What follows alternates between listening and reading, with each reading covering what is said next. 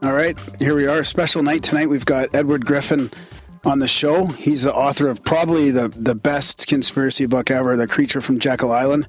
That's a second look at the Federal Reserve, and he's also written World Without Cancer, the story of vitamin B17. He's the founder of Freedom Force International and chairman of the upcoming expo, the Red Pill Expo, in Bozeman, Montana, coming up at the end of June. So welcome to the show, Edward. It's great to chat with you about all this. Well, thanks for inviting me. Yeah, well, I guess we should get into your expo coming up here. We might, some of us might make it down to see it.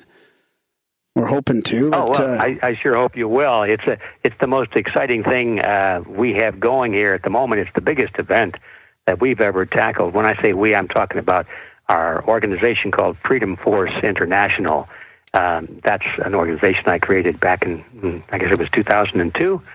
And we were kidding earlier about taking over the world. Well, we're fighting against forces that have taken over the world, and the forces I'm talking about, of course, are generally. It's hard to identify them if you use all the old words like socialists, communists, Nazis, fascists, New World Order, the liberals, New World Order people, progressives. All these names float around, and actually. We've come to the conclusion long ago that all of those words are garbage because they have heavy meanings to some people that they don't mean the same thing to everybody, and they're almost impossible to define. But when you look at it, underneath the philosophy of all of those, there is a commonality to them, and there's a word for that, and that word is collectivism. And we find that these words that we use really miss the point because we're in a world battle between only two primary ideas, at least in the Western world, and that is the conflict between something called collectivism on the one hand and individualism on the other hand, and that's it. All of these things boil down to that. So one of the things that we resolved to do when Freedom Force International was created is to change the vocabulary so we can talk about things without any confusion as to what we mean. And the amazing thing is that I've discovered over the years that when people, let's say that we hear a typical debate going on between a person who might think of themselves as conservative, there's another one of those words, versus somebody who would say, well, I'm liberal, there's another one of those words. And they're arguing back and forth, and we say, wait a minute, let's define terms. And once you get through defining terms, it's amazing to me how often those people find out that they're in total agreement. Yeah. And so, but it's because when somebody uses a word, they think, oh, that means evil. Like if you use the word capitalism, there's another one of those words. It conjures up in the minds of some people the idea of free enterprise competition, fairness, honesty, the advancement of society, a high standard of living, freedom, and all those things. But in other people's minds, they think of it as selfish and cruel and being insensitive to the needs of the poor and all that kind of thing. But so we can't use words that have those different definitions in the minds of people. We have to get rid of the garbage and start talking about principles. So I got a little sidetracked there because that really is one of the deeper motives of this Red Pill Expo is to bring people together with all kinds of ideas and red pills, as we like to call them. And they've taken the red pill on this, that, or the other thing. They found out that the illusion they once had about, let's just pick one. Let's say about healthcare. The illusion they had that they thought that the healthcare system was designed to cure diseases, and and then when they finally find out that not really, when you look at who's driving the healthcare system is the pharmaceutical industry, and there's no money in curing diseases, but there's lots of money in controlling diseases. Now, you never want to get rid of a disease because then people stop buying the medications. So what you want are medications that don't cure the disease, but allow people to live with the disease, and that they have to be on the medications, every day for the rest of their lives. That's a nice trip to the bank. And so when you find out that the illusion of all of these selfless people trying to cure diseases and improve health really is an illusion, and you take the red pill and you find out that, oh my gosh, it's not that at all. There are these red pills everywhere you look in our lives. And so the Red Pill Expo, which is coming off in June, June 23rd and 24th in Bozeman, Montana, of all places. And we'll talk about that later. It's a beautiful spot. But anyway, that whole purpose of that red pill is to bring together people who have all taken a red pill in one area or another, and they want to share it with others. They want to tell people what they discovered, what the illusion is that they finally broke through. And our goal is to allow them to communicate with each other, to discover what each group has to say. That doesn't mean we have to buy into everything we hear. That's not the whole idea. But we have to hear about these things so we can evaluate them. One of the illusions of our time is that the media is fair and unbiased, and they really have an interest in telling us the truth. Now, that is an illusion of immense proportions. When you understand, finally, you take the red pill and you find out that the whole mainstream media is wrapped up in, I think it's 4 or 5 huge super corporations now. They own it all.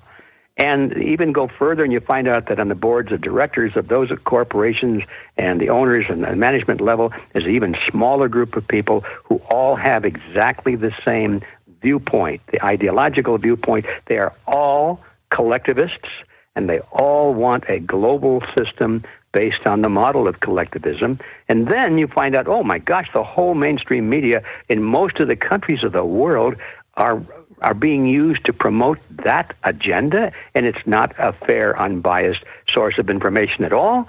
Well, then, as I say, you go from one major area of life to the other, and you realize that we live in an age of illusion. So we want all of these people that have taken different red pills to come together, to meet each other, and to share their ideas, to evaluate them, accept them or reject them as they wish, but to realize that the common thread behind all of the problems that we face, or at least most of the problems we face in our world, is the fact that we are being forced by law to act as though the illusion is real. The illusion is being forced on us. And, for example, I'm going to give you some examples. The latest trend right now is to force every child and eventually every human, every adult person, to take a vaccine for this, that, and the other thing. Well, the illusion is that these vaccines are good for us, that they save lives, that they cure diseases. The reality is just the opposite. And those of us who have seen through the illusion and recognize that the vaccine industry is not curing diseases at all, but literally is creating diseases, and we're prepared to demonstrate that fact. And we're not worried about, people will say, you're a bunch of quacks, you don't know what you're talking about. We can prove that point. But most people don't know that. They really honestly believe that vaccines are good for them.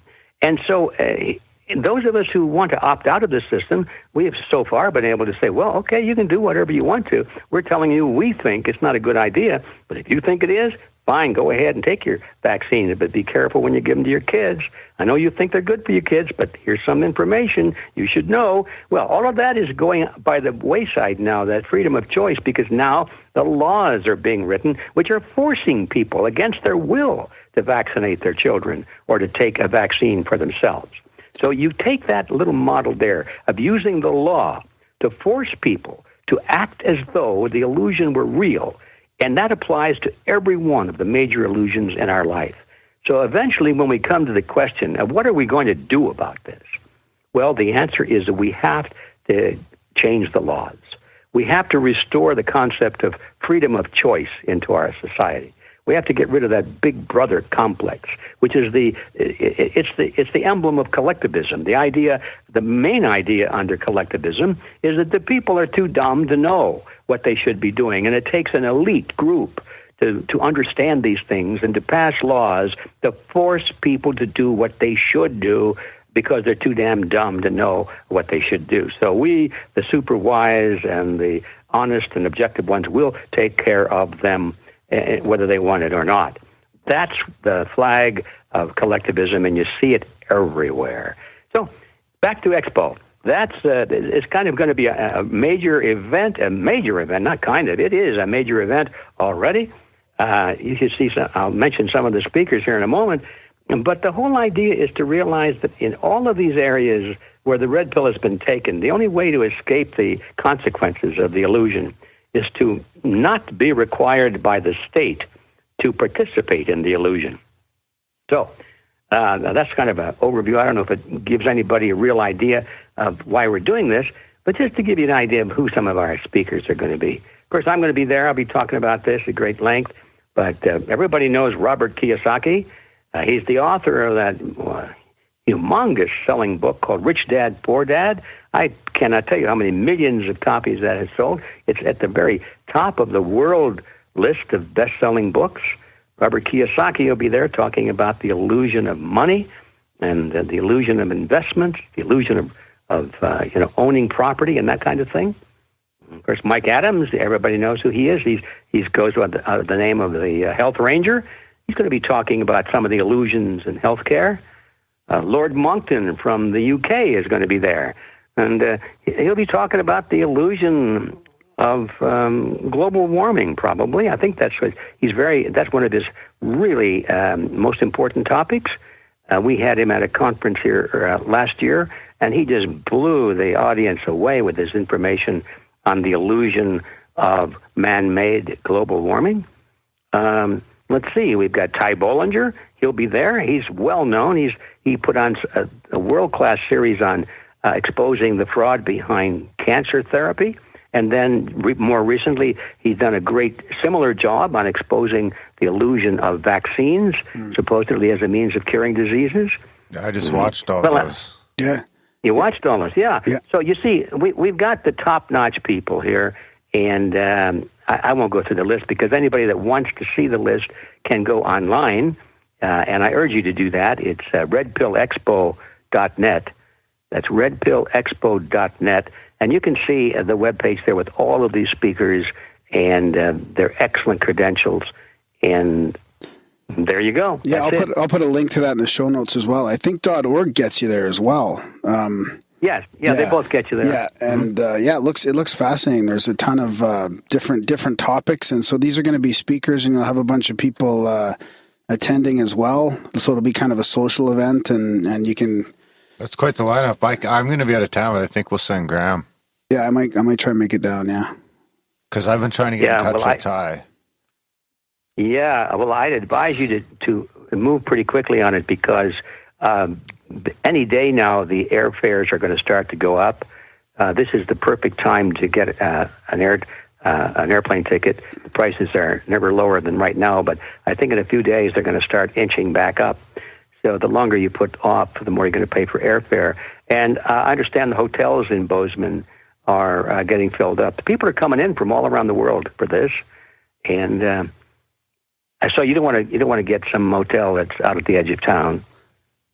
We actually just got off the line with Joel Salatin, who I believe is coming in. Yeah. Yes. Joel is going to be there, and of course he's a world famous speaker, and he's got one heck of a story to tell. He's a rancher and a philosopher and a humorist. He's got it all wrapped up into one package. So I'm assuming this is great timing for this conference. This is the inaugural conference, right? Yes, this is our first one. Yeah, especially. Is it always going to be in Montana? Yes, Montana, Bozeman, Montana. So why Bozeman? Well, there are a couple of reasons. Let's start off with the most obvious one, and that is that the facilities there are less expensive than in the usual places like Las Vegas and Houston and Los Angeles, New York, and so forth. But the main reason to us was that we wanted something different. I'm tired of going to conferences in Las Vegas. It's such a plastic town, and I know there are a lot of things to do there other than attend the conference. But I think that's probably a value that people that go to conferences because it's part of their business, and they just sort of go because it's expected, but they want to have a good time too. So then they go to Las Vegas because the theory is, maybe that's one of the illusions, but the theory is that you can have a good time in Las Vegas. I never did. It's with all that tinsel going on. And my good time in Las Vegas has always been a result of being with the people I meet there, but not the town itself. So anyway, we wanted to get out of the big cities and so forth. And then we got to thinking about it, that Montana is a place that most people really want to go to. It's sort of on their bucket list, but they never had an excuse to do so. So we're finding out that a lot of people are bringing their families, they're bringing their RV, they're going to go and see some of the national parks around there, and that's their summer vacation. And it's a beautiful place to be. I might add, at that time of the year, I think they've got their summertime dates are about 3 days long in Montana. And it's driving distance for us, too. It's driving distance, yeah. Yeah, well, I've driven it a couple of times. In fact, I'm going to drive it again this time rather than fly, because it's a beautiful drive. And I like to see the wide open spaces. If you live in the big city, as most of us do, it's very refreshing, at least to me, to get out where the sky is big and blue, and you can drive for hours and hours and hours and just see prairie and mountains and a few little bergs as you go through. It's very refreshing for me. What about the timing of this inaugural expo? I mean, especially now, it seems like it's really important, especially now, because I feel like the layers are getting peeled off, and people are seeing through the illusion more than ever before. You know, there's all this polarization going on, and I'm sure that you guys transcend the the sort of the left and right political spectrum and all that. I mean, this is beyond all that, I'm assuming. Absolutely. You just touched on one of the other big illusions, that we're living in a world of left versus right. When you look at these extreme movements out there that they like to refer to as left versus right, you find out once you peel off the labels, they're the same underneath. So what's all this business about? You got to choose up sides. What do you want to do? Do you want to follow communism, or do you want to follow Nazism? Some choice, huh? No, that's one of the greatest illusions of our time, and I'm pretty sure that's going to be covered very well by a woman that you may have heard of. Her name is Cynthia McKinney. Now, Cynthia is an amazing woman. She was in Congress. She got pretty well booted out of there after a while, because when she started to wake up and started opposing the powers that be. But she started off her political career way on what we would normally call the left. She endorsed many of the collectivist programs, like most of us. When we start into thinking about these issues, we want to help people. We want to help the poor, the disadvantaged, the uneducated, the sick, and so forth. And not too many questions are asked about how we do it. We just want to help them. So it's so tempting to say, oh, well, let's use the state to help them, not realizing that the state is often an instrument that's seized by criminal elements. And what we think is going to turn out to be a beneficial action really turns out to be fraudulent and corrupt beyond belief. Anyway, Cynthia was in the middle of that, and at one point she was even the presidential candidate for the Green Party. Now, that's about as far on the left as you can get. Well, all that is behind her now. Cynthia is a very close to us here in Freedom Force International. She's talking now about collectivism versus individualism, and I believe, if I have to confirm this, but I'm pretty sure her presentation at the expo will be the illusion of left versus right. So there you go. I mean, it's amazing how once people understand that collectivism versus individualism is, by definition, the ideology that we have to choose between one or the other, that all these other words disappear. They're just garbage. They're dumped. And once you get down to definitions as to what they mean, well, then you find out that people that used to be on opposite sides of an argument are on the same side. As I said before, and I'll just give you one example, because you can talk about these things in general. It doesn't mean much, but one of the basic differences between collectivism and individualism is the idea that the collectivists believe that the group is more important than the individual. That's why they call it the collectivism. They believe that the collective is more important than the individual, and that the individual must be sacrificed, if necessary, for the greater good of the greater number. Now, I was taught that in school, and most people have been in one way or another, and it's sort of the accepted ethics, political ethic of every society, every nation in the world today. It wasn't always that way, but in the last 100 years, approximately, gradually the educational systems have imbued that concept into students. We've gone through the schools, we've grown up, and that's how we believe that, the greater good of the greater number is the highest political and moral ideal to be served in society. Whereas the individualist says, no. First of all, not only is the individual the center of society, but in fact, there is no such thing as a group. What is group? What does that mean? What is a group? Can you see a group? Can you touch a group? And the answer is no. Group is an abstraction in the mind. It's a word. It's nothing real. It's a mathematical concept. It means more than one. It means usually more than two, but it's certainly more than one. It means anything greater than the individual or one. And you can't you can look at a group, but you can't see it. All you can see are individuals. And you can't touch a group. You can touch individuals. That's all that's real. It's like the word forest. There's no such thing as a forest. It's an abstraction. It means many trees. You can't cut down a forest. You can't touch a forest, but you can cut down and touch trees, you see. So when you say that the group, which is an abstraction that doesn't really exist, is more important than the individual, which is real and does exist, you've made a huge mistake, because you've set in motion an ideological fallacy that allows demagogues and shrewd individuals to say, I speak for the group. My party represents the people. We are the majority. This is democracy. And democracy, the majority rules. And we quickly get to the point where we have demagogues and suede shoes, con artists moving into politics, convincing us that they really represent and care about the people, when in fact it's really themselves. That's all they care about.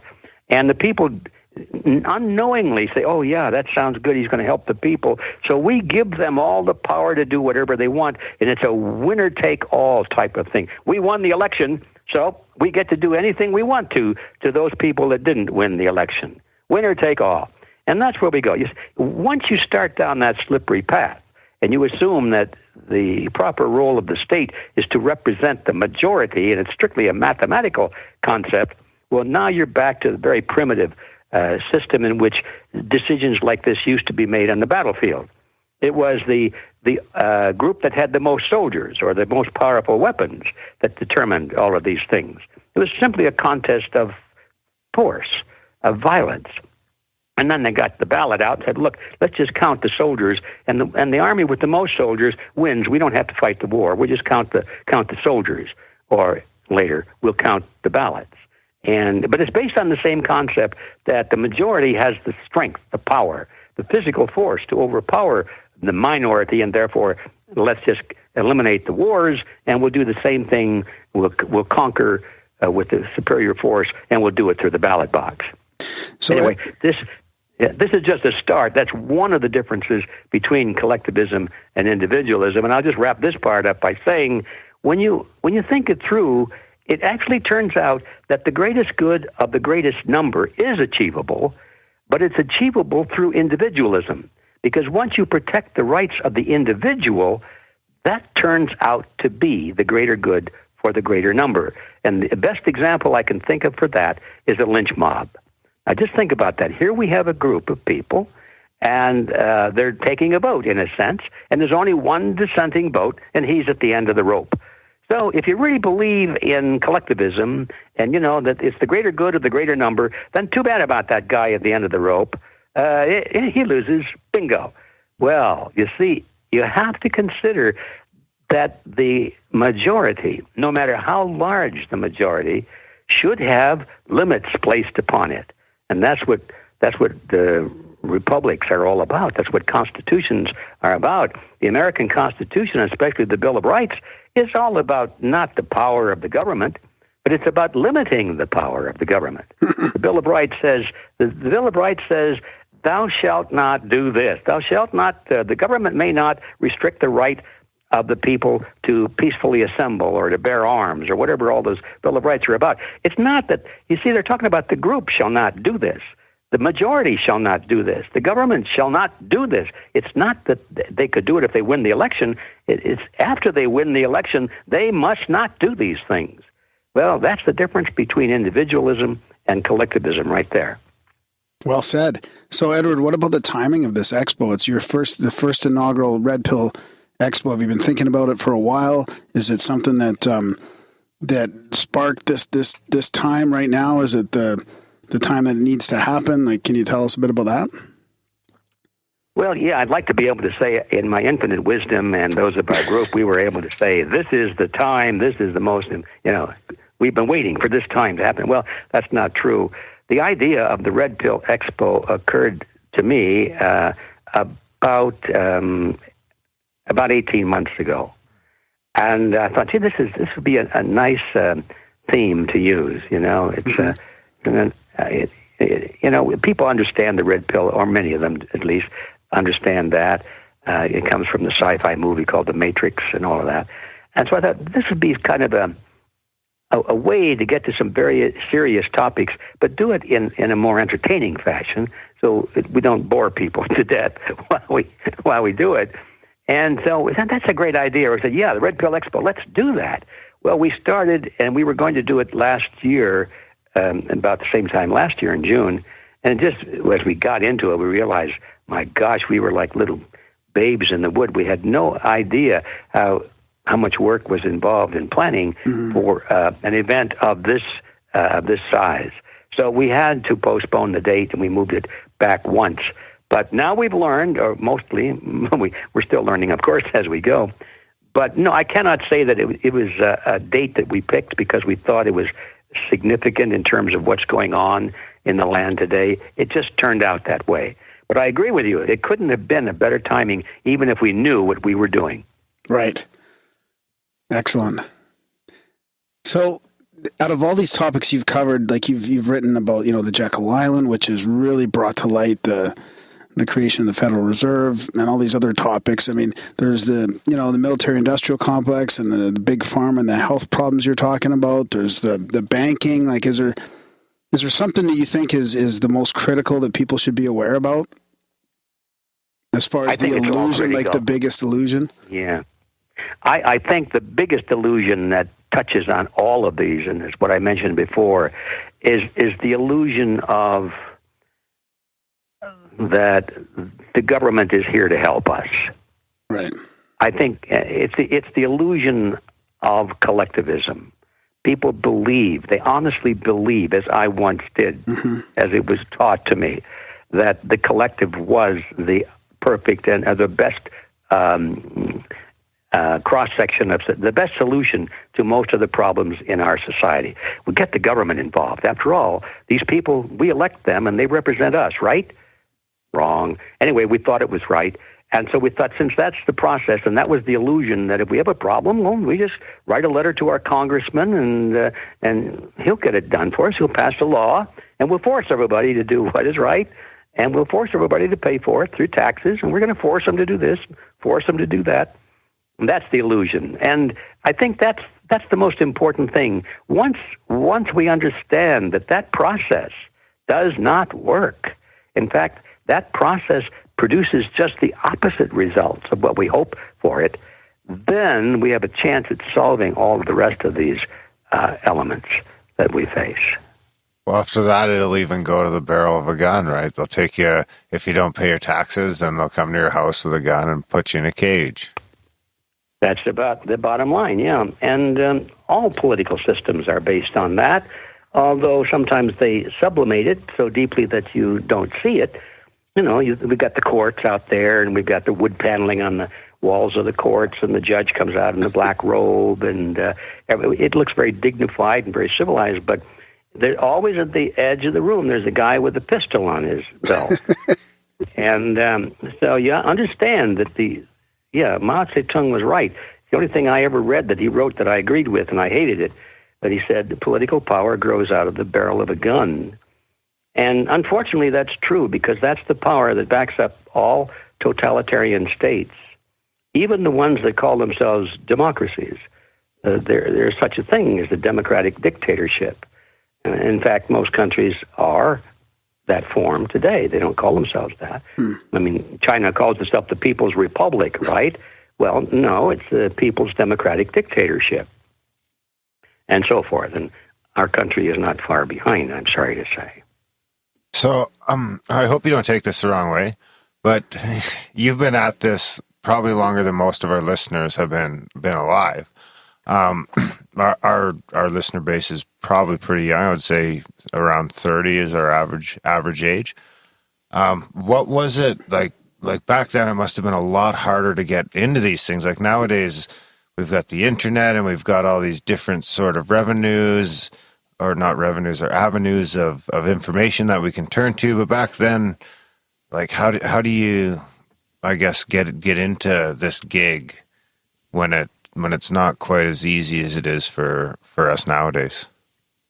Well, that's a good question, because I don't think of myself as being any different in any substantive way from most people. When I was young, I just wanted to have a good time. I wanted to, eventually I wanted to get married. I found the girl I was looking for, the best looking girl on campus. I married her. Thought, well, now it's time to get married, have children. Went to work for a large corporation. I wanted to climb the corporate ladder, wanted to make some money, I wanted to have a better car, live in a big house, build a retirement fund, and be big cheese and all that sort of thing. And I don't know what happened to me, but early in that process, I was exposed to some literature. The first little piece I remember reading that probably was the little crack in the egg that gradually grew was a little pamphlet published by an organization called FEE, F-E-E, the Foundation for Economic Education. It's still in existence.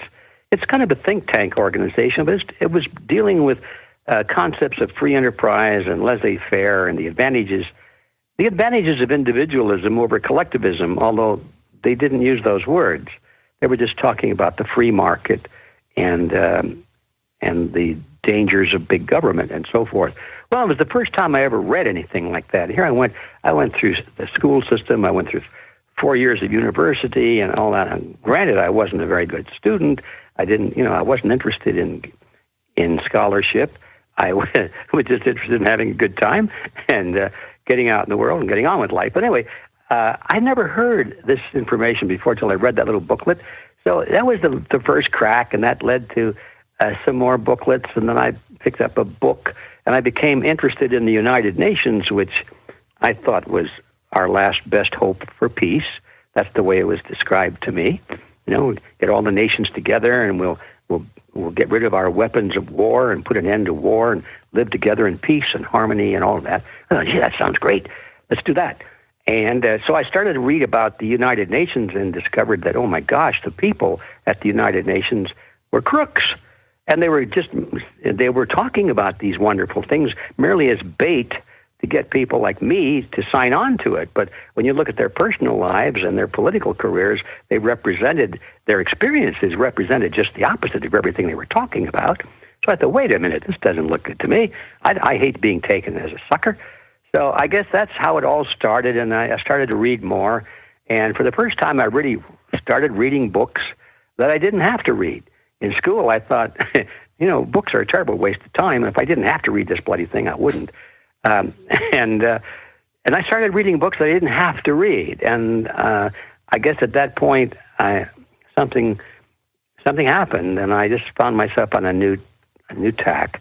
What were a couple of those books, if you remember? Well, the first ones were tracts written on the United Nations. And then I got hold of some old books that having to do with World War II, about the attack on Pearl Harbor. Boy, you talk about an illusion and a reality there. Admiral Kimmel's story, I remember that was one of the books. Admiral Kimmel was the admiral in charge of the Navy at Pearl Harbor, and they later tried to make him the scapegoat for what happened at Pearl Harbor. They, said you allowed this to happen, and then when the truth came out later, I said, but they made sure that Washington D.C. made sure that Kimmel did not get the information he needed to prepare for the attack. And meanwhile, back in Washington, they had already decoded the Japanese military code. They knew the Japanese were on the way. They knew where the ships were. They knew how many planes they had and everything. And they deliberately kept all that information away from the military commanders at Pearl Harbor so that they could not and would not prepare, so they could be sitting ducks, so that they would be, it'd be a terrible catastrophe. And then President Roosevelt could go on the radio and said, "This is a day of infamy that shall not be forgotten, and therefore, we will now get into World War II and fulfill our obligation and strike against this dastardly enemy," and all of that sort of thing, because they were looking for an excuse to get into the war and so forth. Anyway, I got off on a track there, but that's just one of the many, many illusions that we live in today. Pearl Harbor is being one. So that was one, and there were all kinds of books like that. Once you start down that track, then you find out that they're all over the place. And I must tell you this, that about that stage, I also took an interest in some of the literature that was put out by the collectivists. And I thought, who are these people that are causing all this trouble? So I got hold of the works of Karl Marx. I read those. I read Mein Kampf by Adolf Hitler. I thought, well, these books are similar. In fact, they both believe the same thing, And then I read the works of Stalin and Mao Zedong, and I suddenly began to get the picture that, hey, these guys, even though they hate each other and they fight against each other in many cases, the only reason they're fighting is not because they believe anything different, because they believe exactly the same. The only reason they're fighting is because they want control and not the other guy. It was a question of dominance. And once I got that picture, well, then I guess I was hopelessly ensnared with this idea that I had to do something about this and tell people what I was discovering. So that was the end of my career in the corporate world. I quit my job and went out and started to write and give speeches and produce films and that kind of stuff. And the rest is history. Yeah. So you must have seen so many changes. Like now that talking about Pearl Harbor, it's probably the least obvious of all the false flags that have now been proven to be true, right? There's like 9/11 and the Bay of Tonkin and the Bay of Pigs and Gulf of Tonkin and the Northwoods. Yeah. I mean, it's just so much. I mean, so much has changed now. I feel like there's a pretty big, obvious, glaring opening of people that are seeing through the illusion now. Exactly. As you mentioned a moment ago, the presence of the internet has made the exchange of this information so much easier than back in the day when I had to go to libraries and send letters off with postage stamps on them to get books that were in somebody's collection and that kind of stuff. It's so much easier now. And of course, that's the reason that the collectivists are so concerned about the internet. That's why they want to take it over and control it. And of course, they're using the same old arguments that you would expect.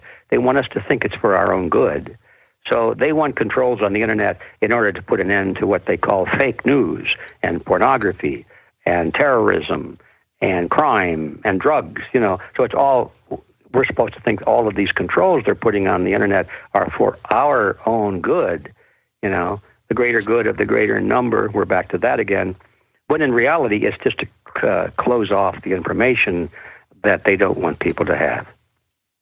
Where do you see it going then? It seems like it's a race to the top here. There's the internet is a helpful tool for us for disseminating information and freedom and connecting with like-minded individuals, and yet they're really close to shutting it down. And realistically, if they did have some sort of control, they could, through a kill switch or something, they could mess things up as well. Do you think? You can't kill switch it. Do you think we're gonna? Well, you can with an EMP or something. I mean, we're sort of vulnerable to electricity, right? So, I mean, there are many levels of threat there. I think the least likely is the fact that they would just shut it down completely, although that is sort of a last resort. We've seen some of the countries over in the Middle East and I guess in Asia too, where the people have been getting very upset over their government, and there were uprisings and demonstrations, and they had to just pull the switch, put the whole internet down, so that people couldn't even talk about these these issues. But that's a last resort. I think what they really want is to be able to control it. They don't want to close the whole thing down. They just want to close down people like you and me and make sure that we do not have access to the internet to put up information. They would probably classify that as fake news or hate speech or something like that, so that people would think, oh, well, I'm glad they closed those bad people down. But they want to use the internet because it's becoming the primary source of information, and they need that. They need control of that in order to brainwash people and engineer their opinions about things. So, what do you think is going to happen in the near future here? Do we have a chance? What do you predict is going to happen? I don't make any predictions, but I do know that what needs to be done in order for us to come out of this alive, so to speak, is that we have to get really busy and very active and build a national, if not an international, coalition of like-minded people who are going to do more than just talk about it. We're actually going to reach out and try to become influential in the political world in which they live, become influential in the literature world, influential in organizations to which people belong. In other words, we have to sort of imitate the strategy that's been used against us. We're being controlled by a really small percentage of the population, and they do it because they have influenced and taken over the media centers and the schools and government agencies and that thing, all of what we call the power centers of society, including labor unions. Everywhere you look, these huge organizations that people belong to, they look to the heads of those organizations for leadership and guidance and, what to think and what to do.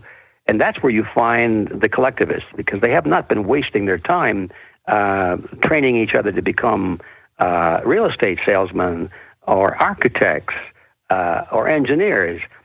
They are training their people to go into politics and media and education, where they can control the minds and the opinions of people. So we have to reverse that process. And those of us who are aware of what is really going on, we've taken the red pill. Now we have to get off of our couches and into those power centers of society, just like our opponents have done, and take them back one by one, just the way we lost them. It can be done, but we better get busy. The big one, I guess, the vaccine thing seems to be pushing back a little bit, the pharmaceutical. I don't know, sometimes I worry that I'm in a bit of a bubble because I'm actively looking into things and on the fringes and doing these sorts of interviews. But it seems like 9/11 could be do you see any particular thing that could maybe at least start to be the hole in the dam? That's a good question. It seems to me that with 9/11, are you talking specifically about that or just in general? Just in general. Well, in general, I think it depends on each person. Every one of us have a special interest. Some people, I know the crack in the egg that we were talking about before was 9/11. They thought, absurd to think that 9/11 was anything other than what we were told it was. But once they took a look at, let's say, Building 7, and they realized that, my gosh, Building 7 went down and wasn't even hit by a plane. and the media is not even talking about it. How come? And once they start, and that's the little crack, and they start looking. And once that, and then they get through the crack and they realize that the egg is rotten on the inside, then everything goes from there. But for other people, that won't do it. They don't have a technical bent, and they don't feel that they can evaluate these things technically. But maybe for them, it's education. Maybe for somebody else, it's the wars, the endless wars. Maybe for others, it's the who knows? It could be the vaccine issue. And for others, it's what's happening to their purchasing power through inflation being deliberately created through the banking system and so forth. So I think with each person, it's a different issue. And if we are wise and we're trying to find other people to join with us in this crusade, we have to be sensitive to what their concerns and interests are, rather than just trying to, grab them by the lapels and say, "Sit down and listen to me now while I tell you what my pet peeve is." I used to do that. I broke up a lot of cocktail parties that way, and I was never invited back, of course. But anyway, the point is that we have to be sensitive to other people, and I don't think there's a one-size-fits-all to answer your question.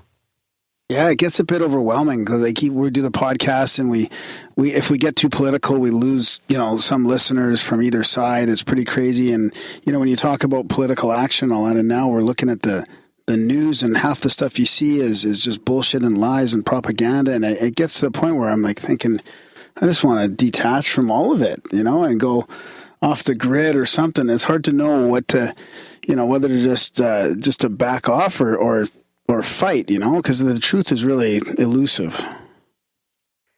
Well, yeah, we all have to go through that one. I did early on. I thought at first, "Oh, the heck with it. Nobody cares. This ship is going down." And those people deserve it because they're not listening. They don't really care. And then I realized, wait a minute, I'm on this ship too. If their ship goes down, blub, blub, there I go also. So that's when I decided, no, I can't escape this. If the world continues to go in the direction that it is, there would be no place to hide for anybody who doesn't approve or pretend that they don't approve. And I'm not prepared to live under those circumstances. Mm-hmm. Every person has to make that choice, that decision. I just think we have to stand and fight, and we have to do everything we can, because the further it goes, the less chance we have. So rather than think too long on that, I urge everybody to just make the decision that now is the time to push back and get informed and link up with others of like mind, become part of the Freedom Coalition, and let's really take the world back.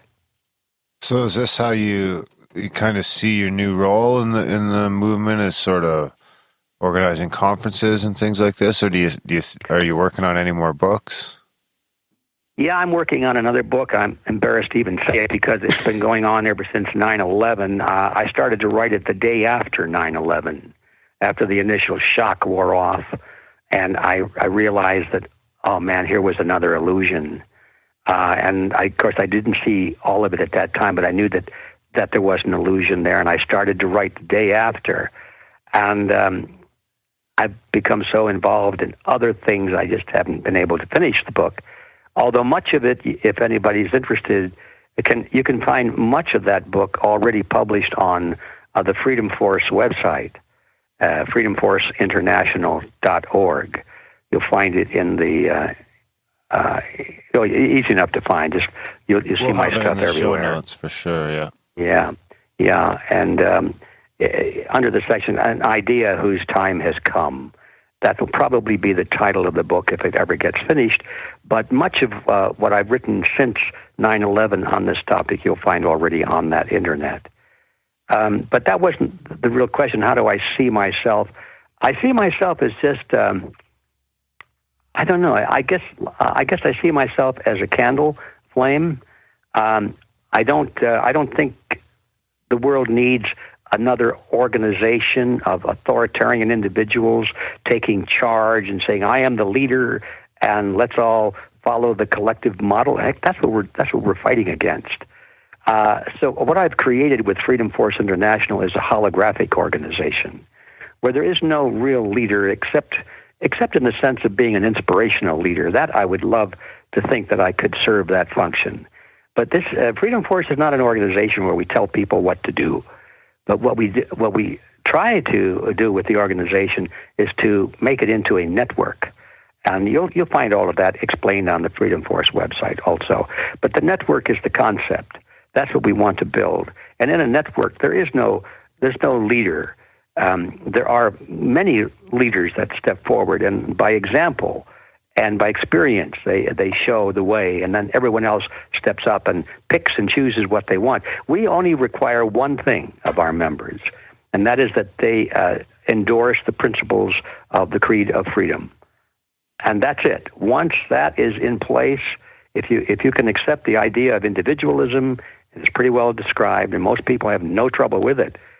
That one of the principles of individualism is that you don't force people to do anything, except one thing. The only justification for using force is negative. It's in defense. It's to defend against loss of life, liberty, and property, because that's what we have a right. We have a right to defend ourselves. Every one of us has an instinctive right to use force to protect our lives, our liberty, and our property. So that we start with the individual again. See, there it is. There's the basis of a political system. What does the individual have a right to use force for? And you keep coming back to it. The only thing is to defend your life, liberty, and property. So if that's the case, when you form a state and you have elected representatives who want to represent you in society, and you delegate your power to them, the only power you have to delegate is the defensive right to defend your life, liberty, and property, nothing more. So just because you've created a state and you've got a legislature doesn't mean now they can start saying, well, we're going to use force to determine what you learn in school, what you pay in wages, what kind of insurance you have, what you can say and cannot say in public, and all these things. As individuals, we do not have the right to force other people in those areas. So how in the heck can we delegate representatives who we elect to do those things? Where do they get that power? The answer is they get it. They just invent it. It doesn't come from any place except that collective. And we're back to collectivism versus individualism again. So we've created the holographic model, and we don't believe in the use of force for anything except to defend life, liberty, and property. Everything else has to be done through persuasion and merit and voluntary choice. And that is the basis, we believe, for a truly free society. That's kind of like the banking system. They can just make money out of nothing. Just poof. Yeah, well, I have no trouble with the banking system that wants to create money out of nothing, as long as they don't have the power of government forcing you to accept that stuff. And so they can do it all day long. Yeah, you see, it's harmless until you get the government involved and pass a legal tender law. Now, once it's in law and they say, well, you, citizen, you have to accept this worthless money or we put you in prison. Now that's where the problem begins. Or always it begins at the use of the law to force us to pretend like the reality is, like the illusion is real. That sums it up nicely. Well, I suppose we shouldn't take too much more of your time. We should let you get back to your planning, and maybe after the conference we can have you on again and we can kind of do a post-game show with you. That sounds like a lot of fun. Gentlemen, thanks a lot for letting me talk about these things, and I just hope that many of your listeners will be able to attend the Red Pill Expo. And if you can't, you might want to come online and sign up for my newsletter. It's free. It's called needtoknow.news. And so anybody can just go to it, and up in the upper right-hand corner, there's a place to sign up. And once you do that, you'll be getting all of our announcements and bulletins. One of the things that we'll be talking about is after the event, it's quite likely there will be a broadcast of everything that happens there. And so be on our list and get the news. And okay, I got to stop here. My wife is handing me a note. She says get a copy. I don't know what copy she's talking about. What copy of the audio? Yeah, a copy. Yeah. A copy of this presentation. Yeah. Well, she says brilliant, but she has to say that because she's my wife. Okay, so she's requesting a copy of this interview. No problem. All right. Yeah, I guess I'm going to have to do something nice for her now. Okay, well, let's get to that. Yeah. All right. Okay. Thank you. Thank you for having me. And I'll see you all in Bozeman. Okay. Take care. All right. Bye-bye. Bye-bye.